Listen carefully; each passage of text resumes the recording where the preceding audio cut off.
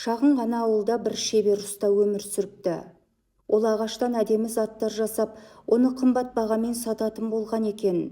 Күндердің күнінде оған бір кедей ауылдасы кіріп, сен өзіңнің еңбегің үшін жақсы ақша аласың, алайда кедей адамдарға жәрдем бермейсің. Ана қасапшыға қарашы, жұмысынан көп пайда көрмесе де, әрдайым адамдарға тегін ет таратып келеді дейді. Ұста оның бұл сөзін үнсіз тыңдап болған соң жұмысын ары қарай жалғастыра береді. Оның бұл әрекетінен көңілі қалған қария ашуланған күйі шығып кетеді. Бұл оқиғадан соң ауыл арасында ана ұстаның байлығы қандай көп болса, сараңдығы да сондай қатты адам екен деген қауесет жүреді.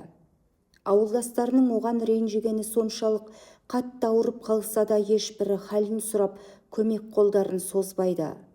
Содан ұста қайтыс болады. Уақыт зымырап өте береді. Адамдар сол уақыт аралығында қасапшының ет таратпай жүргенін байқайды. Таң қалған олар қасапшыдан мұның себебін сұрайды. Сонда қасапшы: ұста көзі тірі кезінде маған үнемі ақша келіп беретін. Сол ақшаның есебінен мұқтаж адамдарға ет таратуымды тапсыратын. Ал енді ұста да жоқ, ақша да жоқ деген екен.